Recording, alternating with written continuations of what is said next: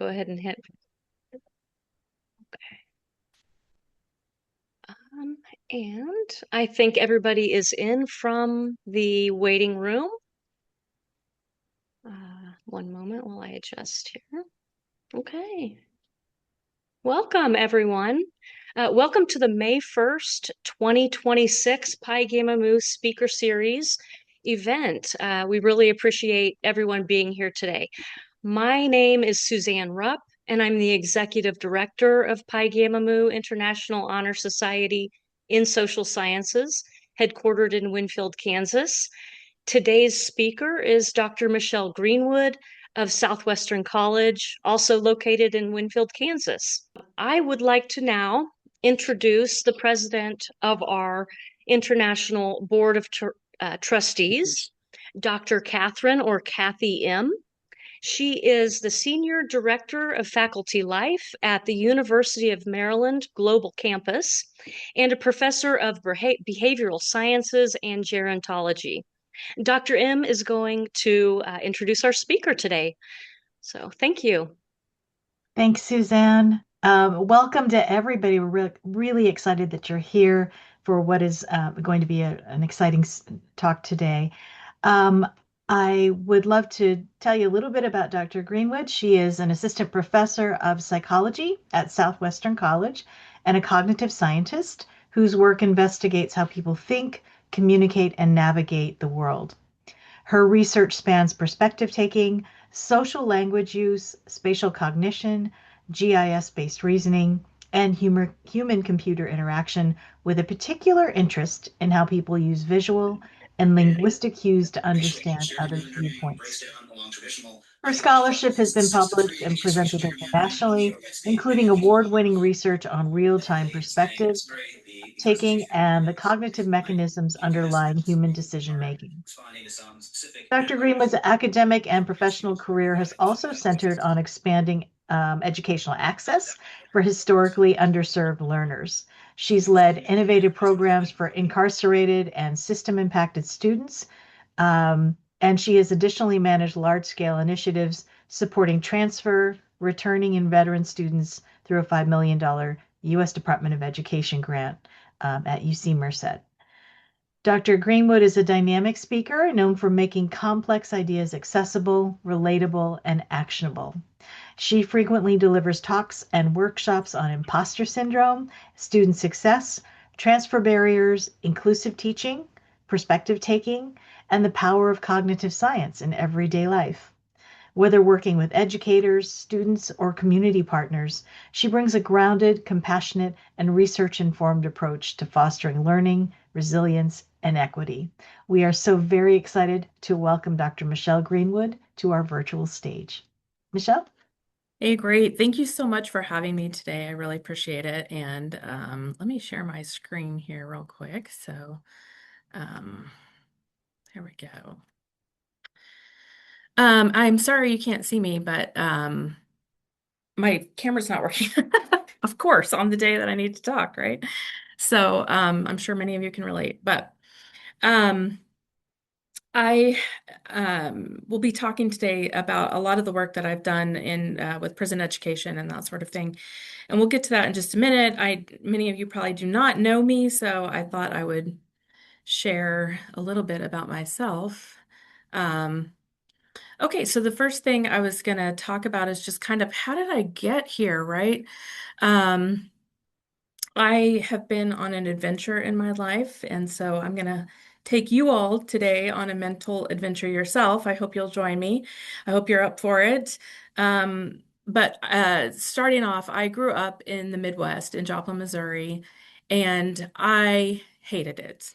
I so desperately wanted to get out of that town, and I did finally, and moved around a lot, as you can see from my slides, that I've got a lot of places I've been, but I have spent really most of the last 20 years in Merced, California. And I always joke that if you took Joplin and you moved it to California, you'd be in Merced. So those of you who think you're going to get away from home, good luck with that. So I didn't get very far. Sometimes I feel like, even though I went a very long distance. So, but But I was very fortunate though in that Merced really afforded me 2 degrees. Um, I got a Bachelor of Arts in Cognitive Science at the University of California, Merced, and then my PhD there as well in Cognitive and Information Science. Um, and so one of the things that I loved about Merced is that I got 2 degrees from there. I learned so much about higher education. I learned about life. I raised my kids there. I did a lot of things there. So while I joke that it's a lot like Joplin, it did afford me some things that I wasn't able to get in Joplin. So that was kind of nice. But I just also want to sort of note that most of the work I'm going to be talking about today really was completed in California. So I'm going to reference California a lot today. A lot of the pictures, the experiences, the reflections I've had from my time there will be from there. But I just don't want you to get confused about like, well, how is it that she lives in Kansas, but all of these things are happening in California? So that's kind of why. But a lot of the work was done. Either at UC Merced, which is in Merced, or at Merced College, or through Merced College, which is also in Merced. So I really wanted to take a minute, if we can, just so I know who's in the room, and find out how you all got here today. So maybe if you could just unmute real quick, tell me where you were born and where you're logging in from, and we can go around and just do that real quick if you don't mind. So I'm gonna just call people out because I can do that. Um, all right, let's start with Dr. Gregory. Dr. Yeah, Gregory Johnson, I'm so sorry. no, that's okay. I have a long name. Good morning, Michelle, and greetings to you from From uh, California, yeah, thank you. California. Yes, Yes. I'm from New York City. I grew up in New York, and like you, I moved around a lot. Did my undergrad in one state and my master's and doctorate in another state, and blah blah blah, and on and on. So, and prior to coming to the University of San Francisco, I was tenured at the University of Vermont for 11 years, and I thought that was it. That was the end of my move. Mhm. And USF came knocking with better weather and more money. So, and here I am. And also, and I will say I've had the great pleasure of serving with Suzanne and Kathy on the National Pi Gamma Mu initiatives and everything. That's been a great joy for me. So anyway, thrilled to be here and I'm looking forward to your talk. So thank you. Thanks. All right. How about Suzanne? Huh. Well, I was born and raised in Winfield, Kansas. I did move away for about 20 years for school and work and so forth, but eventually moved back home, and this great opportunity became available at Pi Gamma Mu. And that's a long story short on how I got here. But I am back home in Winfield and have been with Pi Gamma Mu for um, hmm, 11 plus years now. Wow, great. Okay, and I'm sorry to do this to you all, but just for sake of time, just tell us where you were born and where you're logging in from today. I actually would love to hear all of your stories, but unfortunately we don't have time. How about Hobby Don? Or did I can't see very well. Mike. Oh, I didn't mean to shut my. Okay, yes, hi. I'm Don Habibi. I'm a professor of philosophy at University of North Carolina, Wilmington. I live in Myrtle Beach. Originally, I'm from Los Angeles, born and raised, went to UCLA. When I graduated, I don't even remember how it happened, but I got some letter from this social science honors fraternity. I was a history major. And this is the very first event I've ever had attended or dealt with Pi Gamma Mu. It was the topic that was interesting because when I was a graduate student, that was at Cornell University. I taught in the men's correctional facility at Auburn, New York, a maximum security prison. And that was a real eye opener. And that was a very, very, one of the great interesting experiences that just happened on the side when I was in graduate school. So that brought me to this topic. Plus, one of my colleagues who's in her first year with us in the philosophy department. She studies alternatives to incarceration. I guess that's her dissertation. So I thought, I sent her the link and all that. Now she has another obligation at this time, so I'm attending so I can share the ideas with her. I might have to leave at a certain point, but basically I do social political philosophy and finally reconnected with Pi Gamma Mu for the very first time. Great. Okay, Dr. Ed. I just typed it into the chat. I was Great. born in Portland, Oregon, logging in from Baltimore, Maryland. Perfect. Okay, Larry Banura.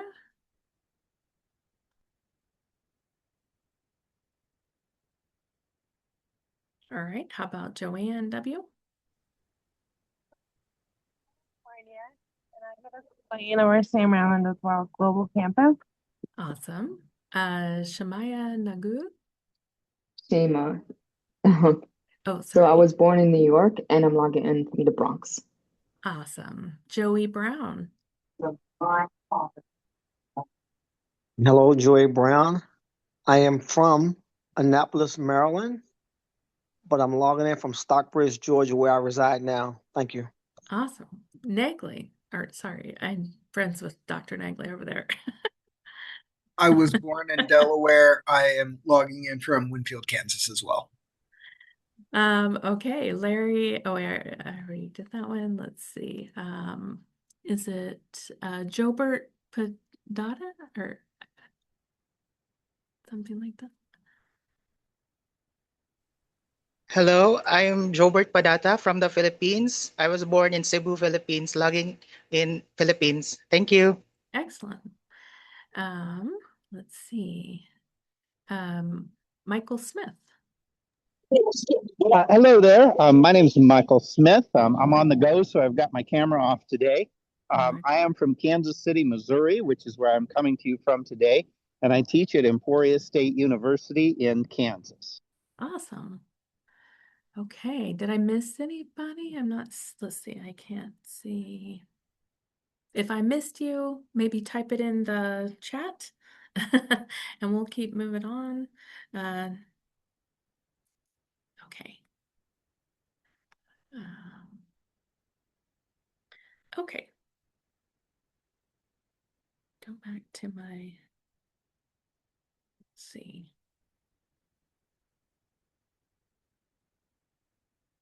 Sorry, I'm having technical difficulties today, as usual.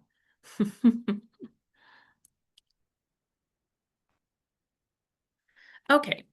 Well, thank you all for sharing. I appreciate it. That's it's just good information and interesting for me to see sort of where we're all from.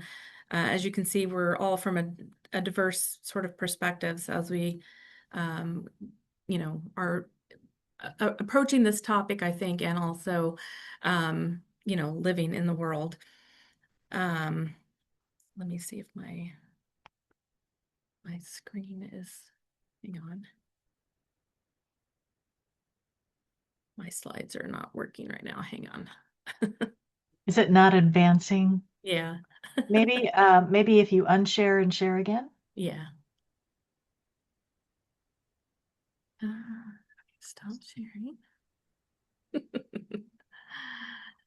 While you're doing that, I see in the chat, Joanne W., you said, did you happen to attend UNLV in Las Vegas, Doctor? Are you referring to Dr. Johnson? No, I think she's saying me. I didn't go to UNLV. I went to a community college in Henderson. So I've been all over, it seems like. So okay, let me.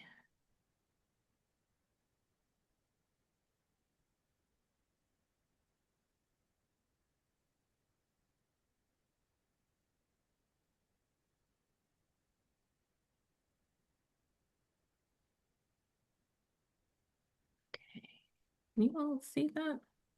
We can see your, yep. Great. Okay. So how did I end up from all of those places ending up in prison education? Because you might have noticed I didn't mention anything about prisons in any of that. So um, we're going to kind of get to how I got there. It's I think with anybody, it's a long story, right? And also a long journey, as I think a lot of us approach the work that we do for lots of different reasons, some of which are personal, some of which are, um, just circumstances and happenstance. So, but I'm going to tell part of a story today that's personal to me, but it is supported by a lot of research, a lot of data, and so I hope you will enjoy, engage, inquire, all of those things as we go along. But I also want to recognize that this isn't just my story alone.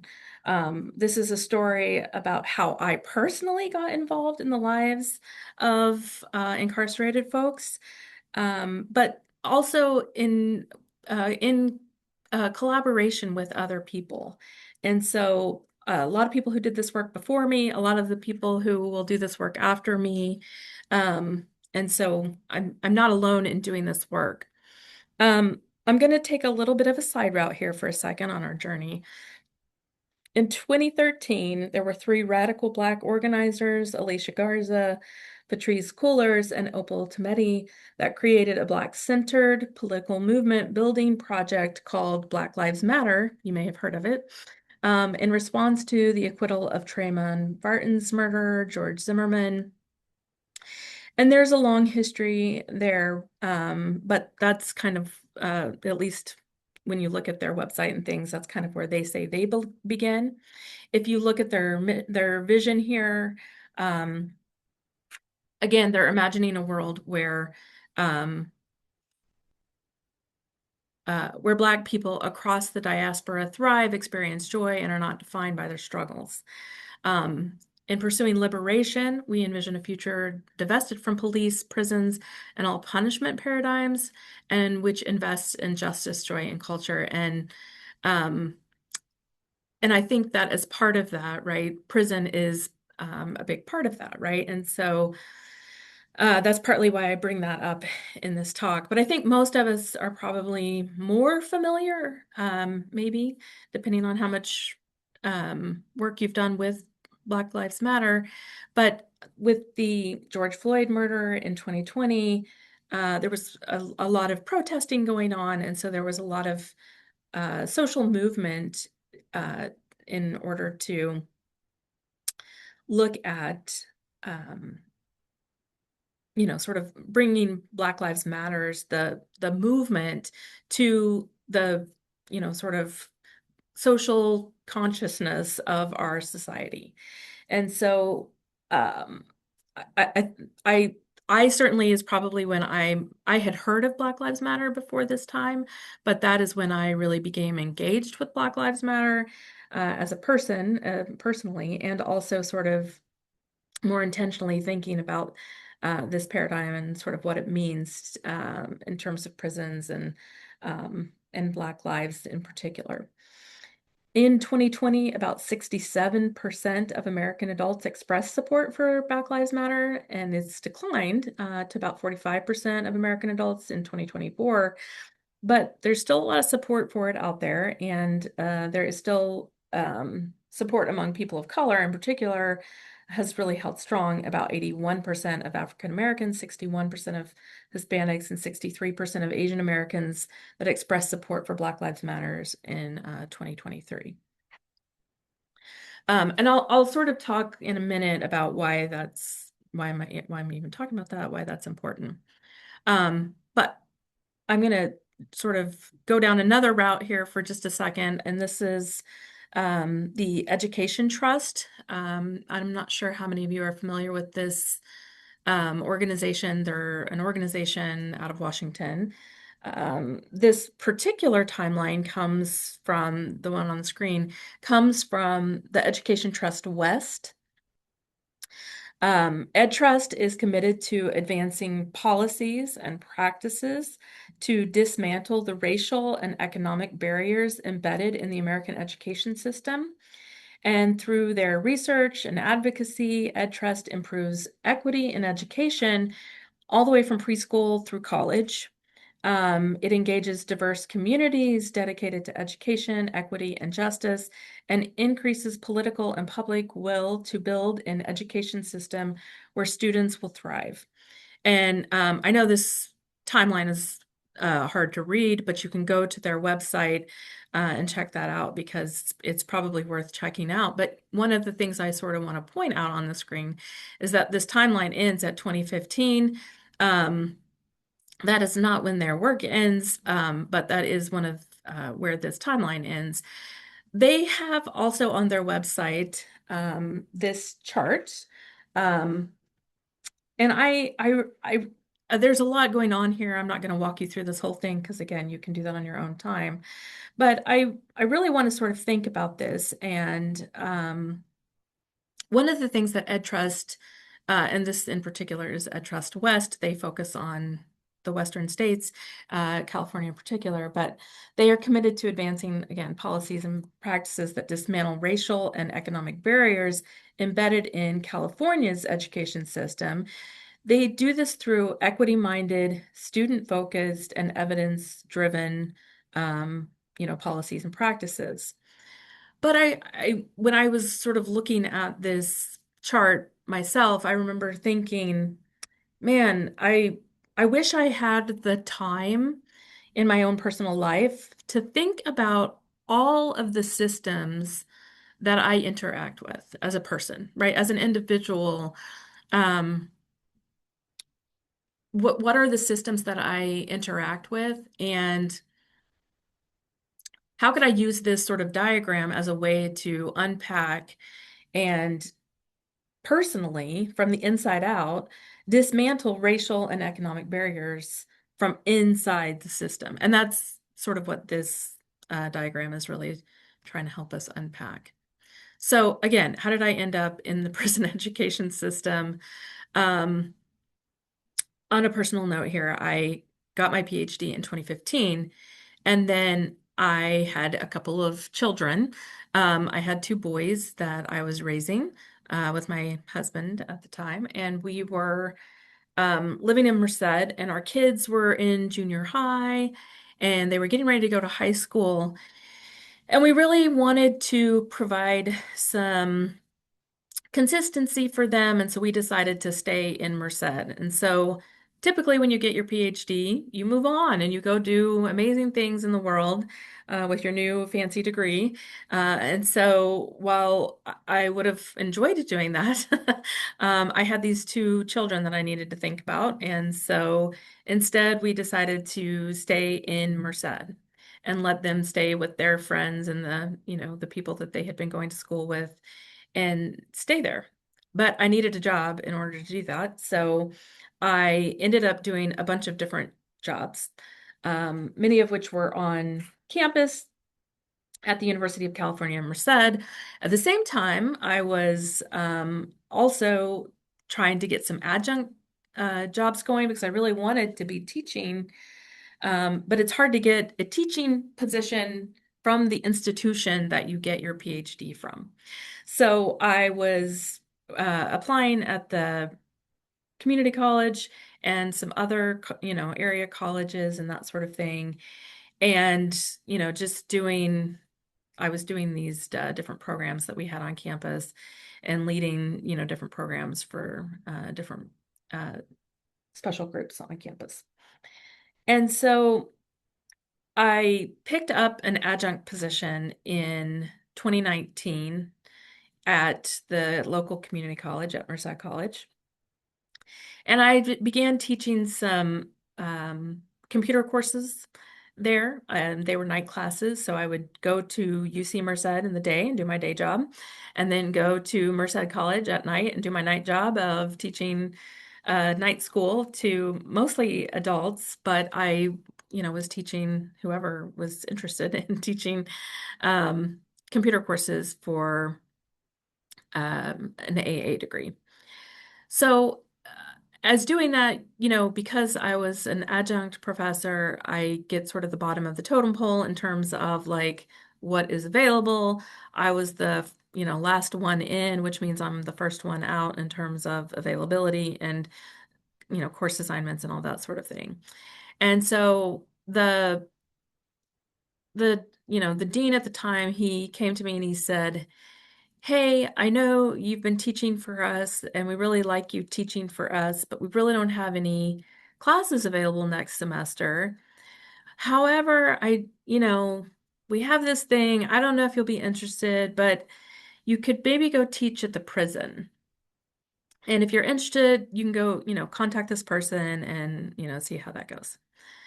Well, he did not know that when I was in high school, I had this experience with doing some programming in prison. And so I was very interested in this.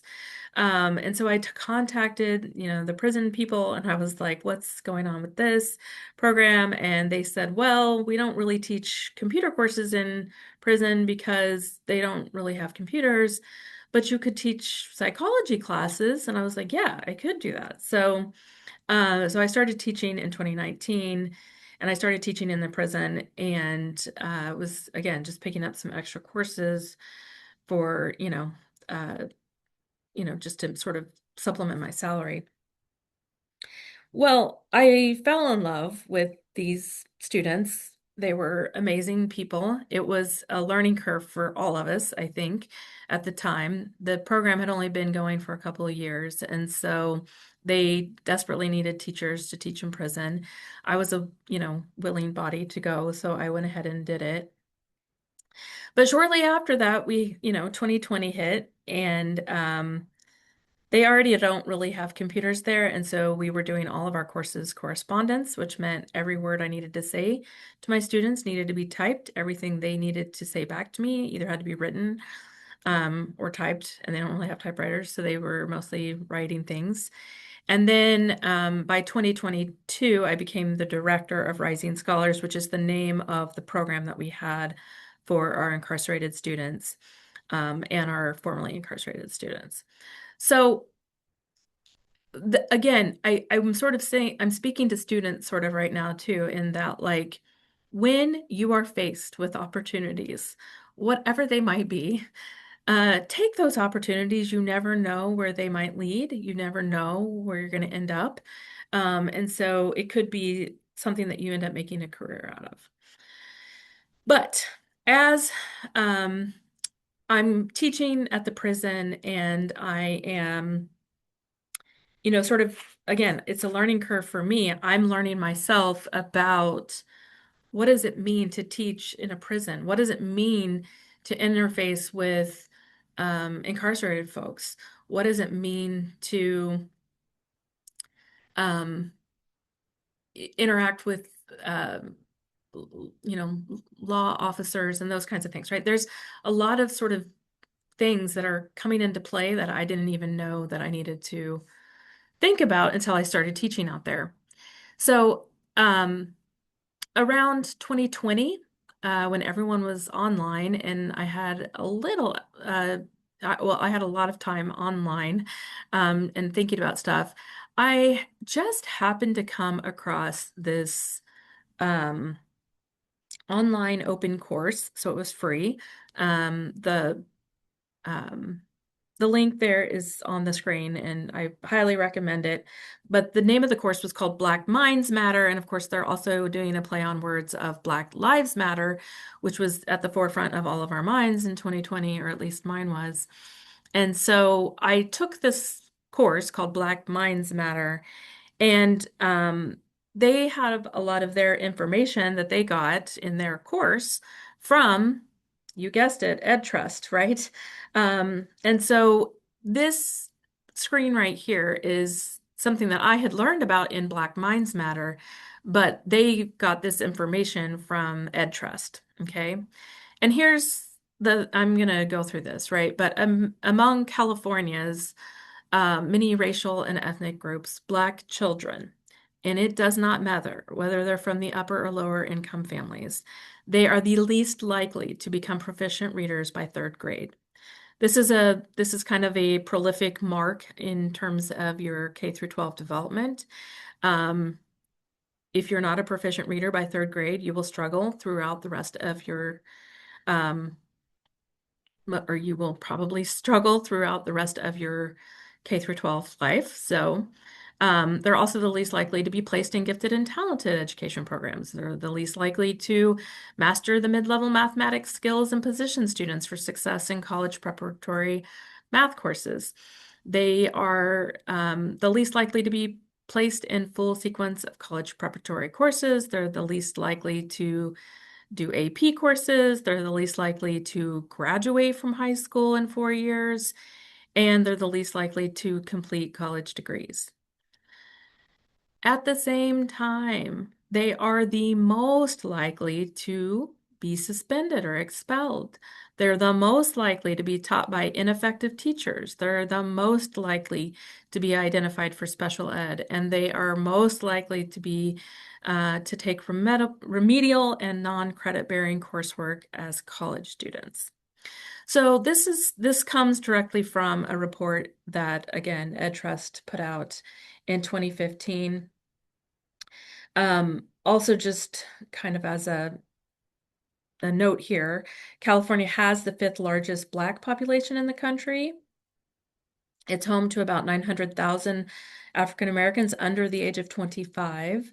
About 373,000 of them are students in California public K through 12 schools. They represent about 6% of the public school population, and about another 150,000 Black students attend college in California, either at a public or private institution.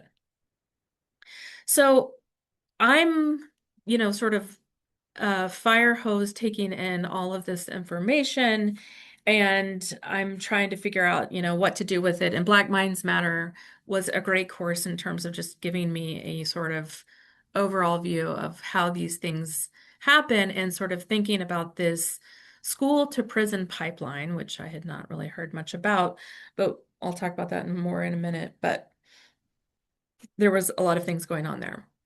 EdTrust has continued to do their work. They put out a 10-year update in 2025. And as part of that update, they had these 5 recommendations. The first one is to require all high schools to make A through G their default curriculum. And they address these certain opportunity gaps. So each one of these recommendations address a certain gap. I'm not going to go through all of that because you all can read, but require all high schools to make A through G requirements their default curriculum. That is basically what you need in order to go to a CSU or a UC, and so, or even a community college. So that's number 1. Number 2, create a universal dual enrollment policy and shift to automatic acceleration. 3, fund free college that covers the full cost of attendance. That sounds awesome, right? I certainly could have used that myself. Number 4, enact a statewide direct admissions policy. And number 5, use California's Black Serving Institution designation to secure funding and raise the bar for colleges' responsibilities for Black students' success. Okay, so some of these are advantageous, to say the least. But again, they had been looking at some of the things from that 2015 report, and they have made some progress, but they feel like these might be some policies that could help really direct the future of California education. Again, to put sort of things in perspective, 635,000 is the number of Black Californians who are under the age of 25 alone. They are nearly equal to the entire population of the state of Vermont. They have about 287,000 young people that attend transitional kindergarten all the way through 12th grade. They represent about 5% of our public school population. And another, again, 150,000 attend college in California, either at a public or private institution. So some of these numbers had been, updated and sort of changed from the 2015 update. But a lot of it is still continuing, so they're still continuing to do their work as well. And as also part of that Ed Trust report, they note the following statistics here. Native American students won't actually reach 100% graduation rate until 2042. And you can go down the list here. We have Latinx students, Filipino students, Asian students, and at the bottom of that list is Black students with not being able to reach their 100% graduation rate until 2103. At that current pace of progress, it will take decades for all students to be adequately prepared for the demands of the 21st century and to maximize their greatest potential. And on a personal note, right? Who are we leaving behind? Who among these students here, these Native American students, these Latinx students, these Filipino students, these Asian American students, these Black students, who will be Nobel Prize winners that we never got to graduate? Who will be PhD students that we never got to graduate? Who would be business owners that could, change the way we think about AI or other things, right? So those were things that I, sort of had swimming in my mind as I was teaching at the prison and going through COVID and, sort of, trying to figure out what I am doing as an instructor. So policies and practices change things. I think we know that and just intuitively, but I think I wanted to give some examples in particular of things that I was thinking about as I was, again, teaching at the prison and going through COVID and trying to figure out how do we make this prison program a better program. So one of the policy changes that actually did occur in California was that they did create a dual enrollment policy to excel coursework for high school students to college. So there is a lot more high schoolers taking college courses while they're in high school, so that accelerates their time in college, and so that's a good change. They did create a free community college for California as well. So if you attend, there's a lot of caveats to that, right? You have to finish in 2 years. Otherwise, you have to start paying out of pocket yourself. If you make over a certain amount of money, you still have to pay. It doesn't cover your books. It doesn't cover, your student fees and those kinds of things, but it does cover tuition. Again, there's some more caveats. I won't go into all the details, but this was a huge policy change in terms of California community college system. And then also at the same time, COVID identified there was a huge digital divide that exists in high school, in the world, and in our students, right? So it did allow for a lot of free equipment so that every student was equipped with a digital device that allowed them to actually participate in the system, because we were expecting all of these kids to COVID, to go to school, even during COVID, online, and many of them didn't have a device to actually get online. And some of them didn't have internet. So they weren't, even if they had a device, couldn't even access the internet to be able to get online. So there was a huge amount of work done to, and again, this is not a perfect system. There was lots of problems and caveats in all of this, but it did allow for some of that divide to be lessened at least. And then I would say in general, there was a lot of practices, at least where I was at, in terms of the institutions, the leadership, lots of individual voices that were saying this really needs to change. We need to do better. And so in chorus, that message was amplified, and it did sort of amplify this message that every student does deserve the opportunity to achieve their full potential.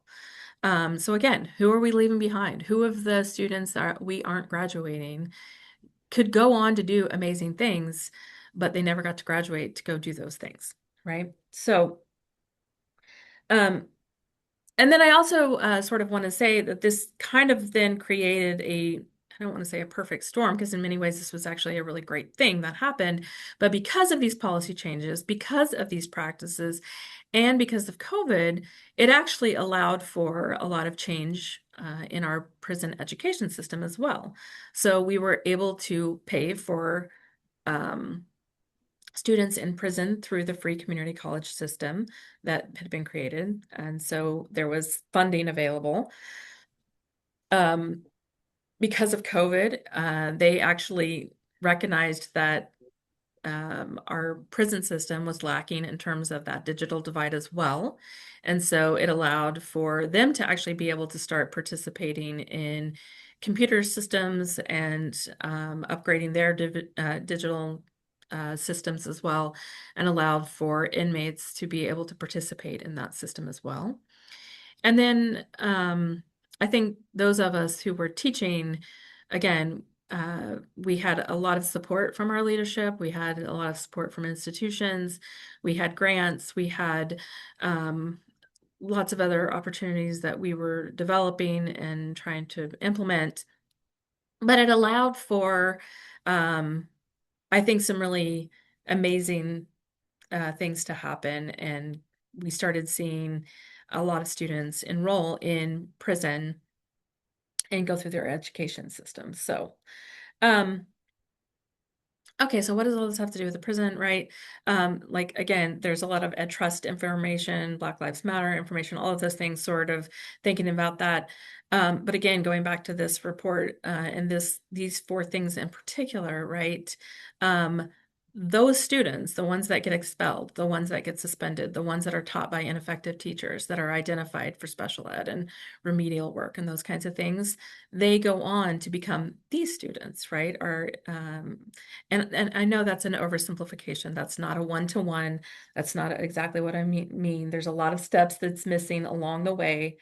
But if you do get labeled as a bad kid and you do get suspended, you often eventually give up and you end up going into another system. You go into the prison system. And when I worked in the prison, I heard that story over and over and over again from men and women in prison about how they did something wrong in class. They got, corrected by a teacher. They got suspended. They didn't know what else to do. They didn't have anywhere to go, and they ended up doing bad things. So this is what really sort of creates the school to prison pipeline. And we had this radical idea, right? And it wasn't just us. There was many people that it took to create this idea, right? But what if we could reverse that pipeline? What if we were able to take inmates and turn them into students? What if we could give those students effective teachers? What if we were able to include them instead of suspending them or expelling them? And what if we could take them from remedial credit to credit-bearing coursework and turn them into college graduates? And that was kind of the big idea that we had. And that's really what we started doing. And we were trying to get them to, we were creating associate degrees, so 2-year community college degrees that they could get. And this was through my work at Merced College that we really did a lot of this.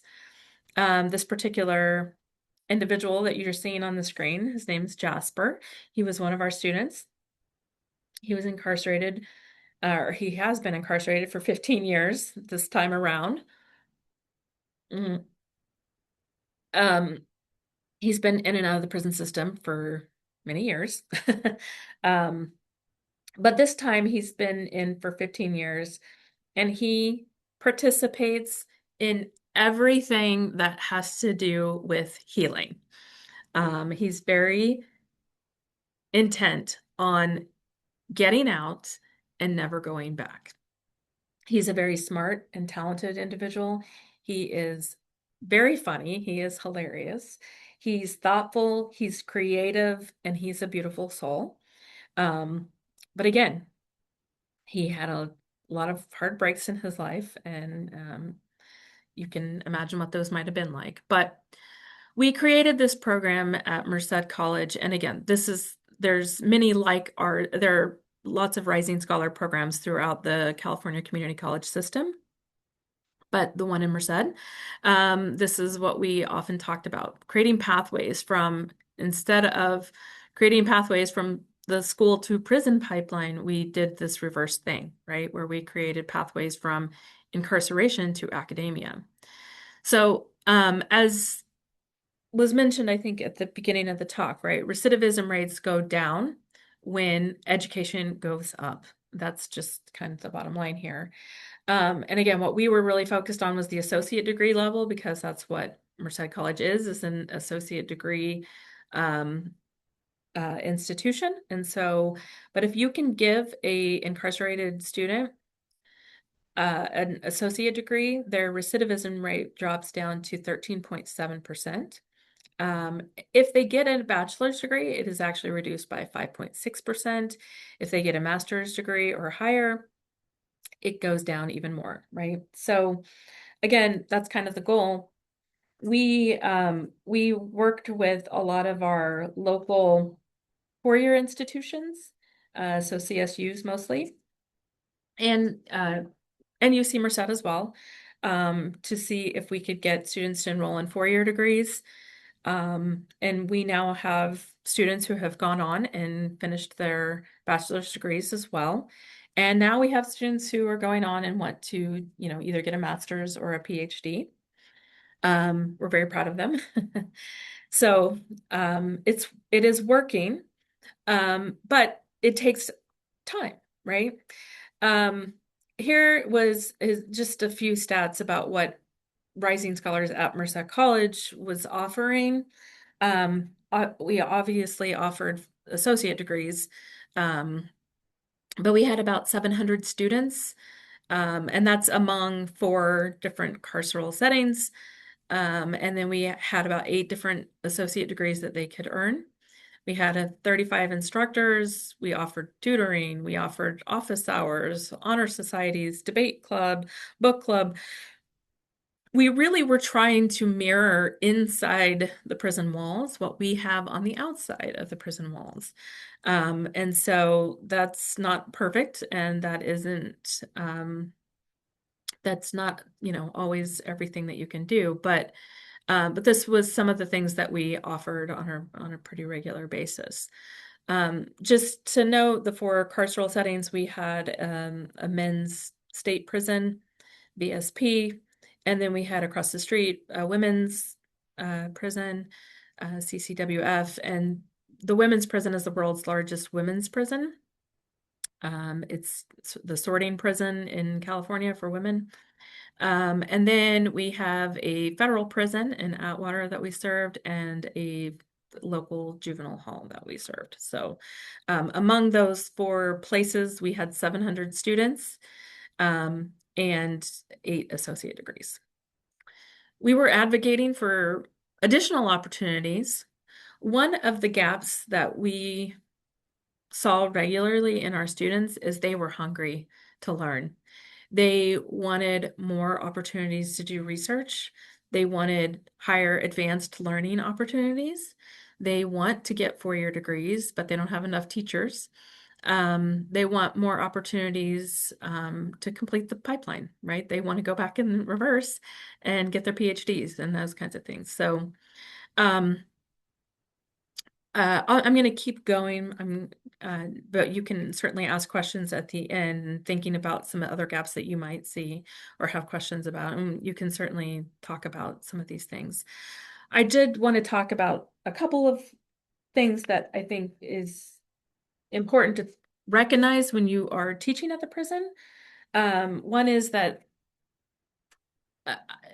I don't want to say 100% of the students there have gone through trauma, but I would say 100% of the students there have gone through trauma. Honestly, the environment that they live in, prison, is trauma, period. That's, and stop, that kind of thing.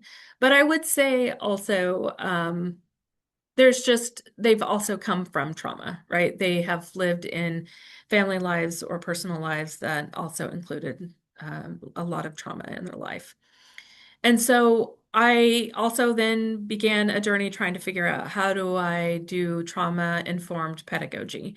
Because they can't learn very well when they are under trauma, is the reality. It's hard for them sometimes because they get easily triggered by things that you and I don't normally get triggered by. And so saying things in classroom offhandedly even sometimes can create an environment in the classroom that is psychologically damaging, not on purpose, obviously, but it can happen. So I've read many articles on this and looked at this. This happens to be one quote from one article. And it says, well, teachers play many roles in students' lives. And I think as instructors or those of us in academia totally know, psychologists should not be one of them. And this is really for the benefit of the students and the teachers alike. For students, school needs to be a place of safety and predictability. There need to be clear boundaries and roles that help students establish a sense of safety in relationships. And if we dig too deeply into explorations of trauma with students, at best, we create a confusing dynamic. And at worst, we can impede a student's healing journey by providing uninformed counsel or treatment. And so I think that's I think that's wise counsel in terms of just dealing with the prison population. But again, knowing that you are going to have to deal with trauma in the classroom. And sometimes you don't always know how that's going to present itself. There are lots of types of trauma that incarcerated students are navigating. There is community and national trauma. There's generational and historical trauma. There is sexual and gender-based trauma, disaster and conflict-based trauma, health and healthcare trauma, and racial trauma. So, and that's just a few of the types of trauma that they are experiencing, but there are others, I'm sure, as well. But those are some big ones, I think, that we see on a really consistent basis. So, but again, I'm just sort of mentioning some of the interactions that you're going to have if you have to teach in prison, and some things that I think are important to think about if you're going to start a prison program. So I really was thinking today about what is it that I really wanted to say to everyone, because I could talk all day and then some about prison and prison education and how to teach in a prison, how to talk to wardens, how to talk to COs, how to talk to, you know, your administrators, all of these kinds of things, and creating good points of contact and data that, a stream of data that helps people become interested in this, even if they're not interested in this, right? So I could talk all day about all of those things, and I'm happy to answer questions about all of those things when we're done here.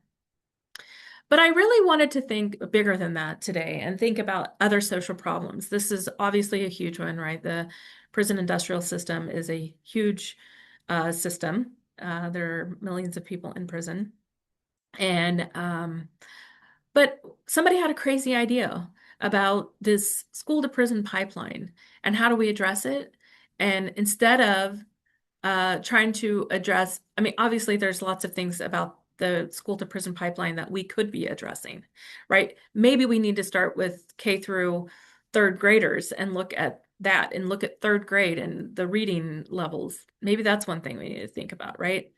But the crazy idea we had, the crazy idea that California implemented, was this idea of rising scholars and actually teaching incarcerated folks college, right? So not just, looking at the pipeline and saying it's broken, that sucks.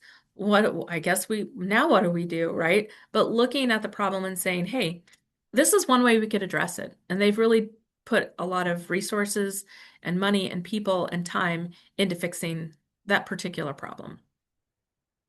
But if you go back to that chart I showed earlier, right? If we think about other systemic issues that we have, right?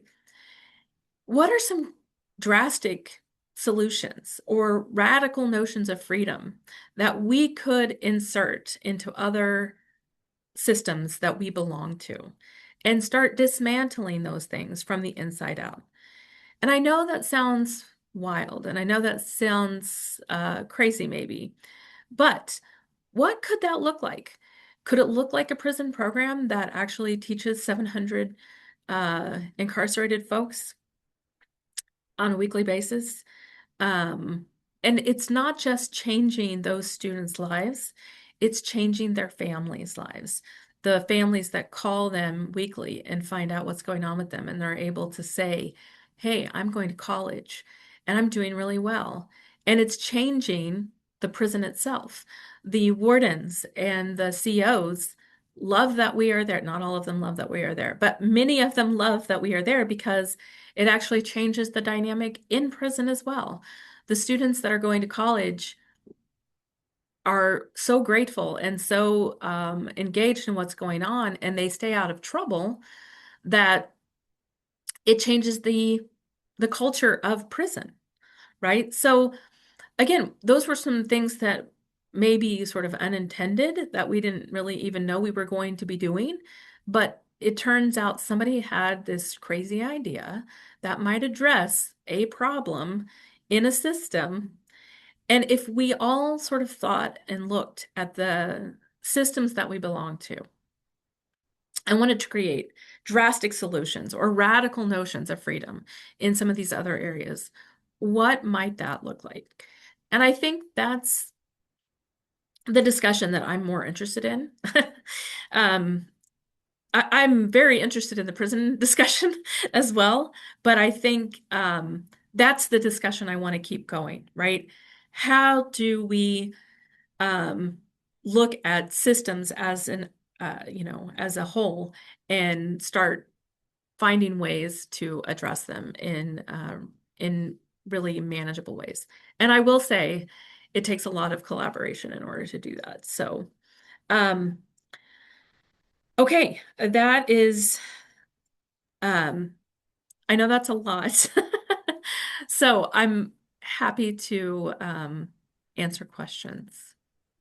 Yeah, thank you so much, Dr. Greenwood. I think it's really, um, it's a lot, but it's a huge, huge issue, right? It's so all-encompassing on so many levels. I want to open this up to, I do see a hand up, but I can't oh, Dr. Richard Gregory Johnson, do you have a question for I Greenwood? I do. Thank you. Thank you, Dr. M. And Dr. Greenwood, thank you for such an engaging presentation. I Thanks. think oftentimes as academics, if a particular topic is not within our field of scope, then we tend not to pay attention to it. But this is a topic that I think needs to uh, be involved in higher education, generally speaking, regardless of the faculty or the staff's perspective or their area of focus, right?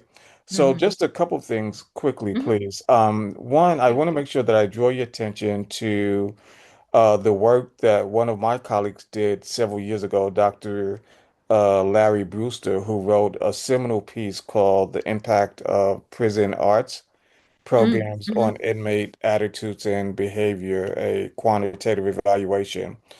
And I can always put the link in the chat for you as well to Yes, the please. it came out in the Journal of Justice Policy, Justice Policy Journal is what it's called, Yes. fall 2014. So it's been a while, but still, I think it still packs a punch. And so, Yeah. I think those types of resources are great. But also, I wanted to, you touched on this briefly in your presentation, but I just wanted to sort of follow up a little bit to find out, like, you guys are doing such great work, right? And clearly it is making a difference, right? I just read Yeah. about a young man who was in prison for a great amount of time and uh, got his undergrad degree in prison and then Hmm. went on to get his PhD at Yale when he Hmm. got out of prison. So that's huge. Yeah. It's huge, right? Yeah. Um, but you talked about the eliminating this sort of, let's talk about the structural issues, right, that get people to prison in the first place. So you Right. addressed that, and I was very glad about that. But what just very quickly, what's some of the pushback you receive? What's some of the sort of, you know, the naysayers, who say this Right. is so expensive and why do we Mhm. bother? And so what?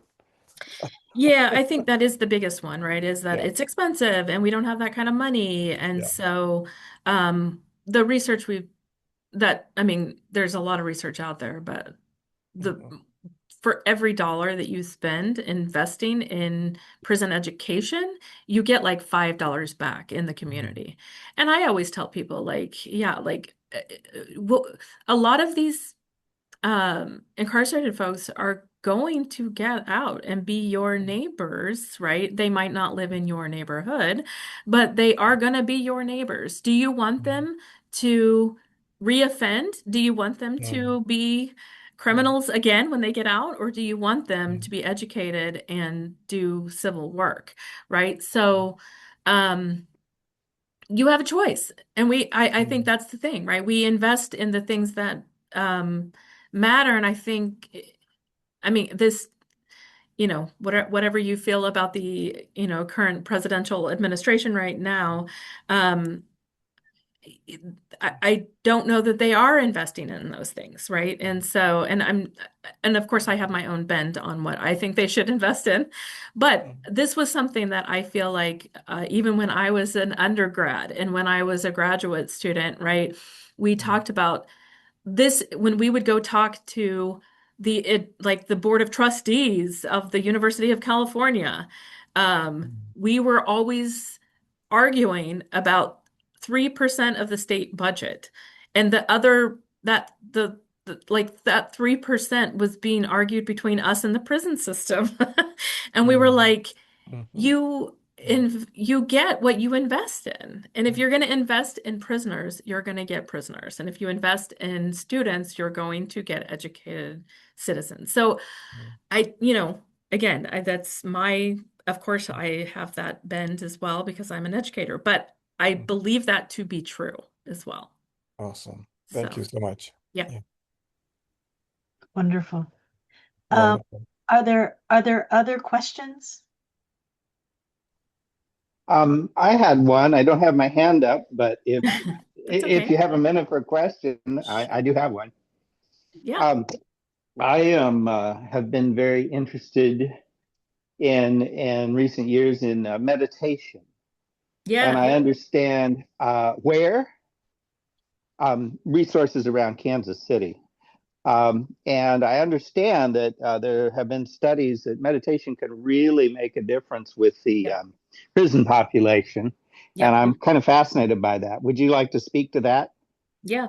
Um, I was going to say too, Dr. Johnson, I think the arts is another place where this is also, Mhm. again, I know you mentioned that, and Yes. I hope you put Mhm. that link in the A- chat. Absolutely. I will do it But now. Mhm. that I have seen some studies on that as well. But meditation is Awesome. also a similar thing. And I actually would have um this it's well, I will say anecdotally, right? The students would tell me about how to practice meditation. They were really into it, and they would, I mean, some of them are more into it than others.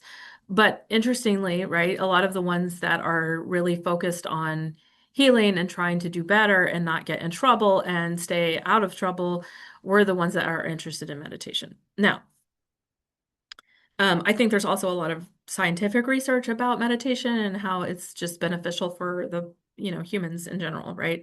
Our bodies, our minds, etc. So, uh, I think there's some things there that kind of get connected. And I think sometimes what happens is when you have gone through a lot of trauma, the one of the things that happens when you're trying to learn and you are under trauma is that your brain literally stops you from learning, right? It can't focus enough to learn.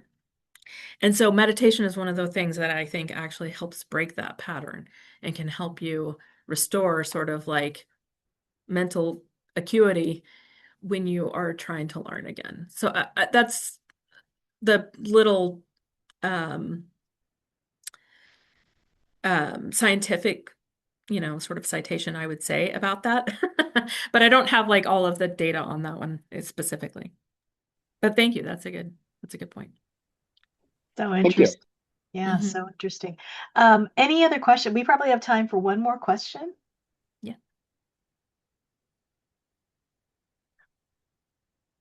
I did. Go ahead, Don. To unmute myself. Yeah. My own experience, basically, the students who were the prisoners who were my students, Yeah. they were already, I think, had made a decision to better themselves. Yeah. And I don't really know how long they're going to be there, but to get to maximum security, they had to have done some pretty bad stuff and with a long rap sheet. Yeah.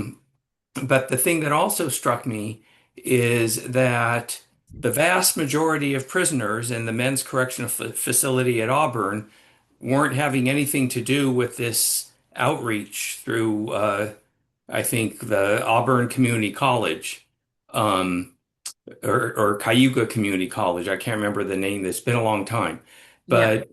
But would there be ways of finding charitable organizations to finance a lot more of the prison outreach, but to make it almost something, I mean, it should be voluntary because you don't want to make it mandatory because then you're going to have the Yep. worst elements in your classroom, which Right. was, like teaching in public school for me. So no joke. Right. I wanted to be a school teacher and I hated it. I Yep. hated it. It was horrible. I'd come home all wound up. Then I Yep. thought I'll go to teach college and they'll want to be there. But the students who wanted to be there, I think there was hope. Yeah. Um, is there a way to sell the idea of education, like meditation, as one of those ways to um, make a correctional facility correctional, Mhm. um, and get more people, more inmates involved in this. That I think might be a really sellable idea to some of the, billionaire do-gooders out there who might want to invest in something that would actually better society by helping the least advantaged. Yeah. I think it's interesting you'd say that, right? I think part of my job at the time when I was director was I would go to a lot of organizations and sort of be, the goodwill ambassador on their behalf and show pictures of students that I had and things and tell their story, right? Because they were still in prison. They couldn't come out and tell that story. But there has been a number of organizations from our graduates who have gotten out and they have started telling that story. So I think as time goes on, we will see more of that. It's going to take time, I think. Um, but yeah, I was starting to think about that myself, like just thinking about grants that we could get from, whatever foundations or, whatever the foundation of the day is, sort of that's, again, sort of into these types of things. But yeah, I think you're right. I think there was definitely ways. It's like a lot of things in life, right? How much money and time do you have to spend on it? So, but yeah, I think you're right. And interestingly enough, I think some of the biggest advocates, proponents of it were students that were coming out of prison that we taught while we were in there. They graduated from our program while in prison, got out of prison, and then became involved in other organizations that were sort of developing things like this, and then they would go and sort of be the one that would ask for the money, which is great because they have the biggest impact, right? It's their story. So, but yeah, I think that's a great idea. There's a lot that can be done there. Yeah, paying it forward, right? Yeah. All right. Well, Dr. Greenwood, thank you so much. We can't thank you enough for being here with us today and sharing this wonderful information and the research and sort of giving us reason to give pause and think more broadly about, many different ways in which we can have impact as social scientists. So thank you so much. I want to thank everybody for joining us today. Please, this will be posted on our YouTube channel at some point, as when where Suzanne has already got plenty of work to do, but once we get this edited and posted online, please check your emails and the announcements that come from Suzanne's office to update you on new programming. We are really gearing up for next year's convention and hope to see you there. And I think that's it from us. I hope you all have a wonderful weekend. And again, thank you all so much for joining us. Yeah, Thank you so Thanks much. for having me today. Excellent job.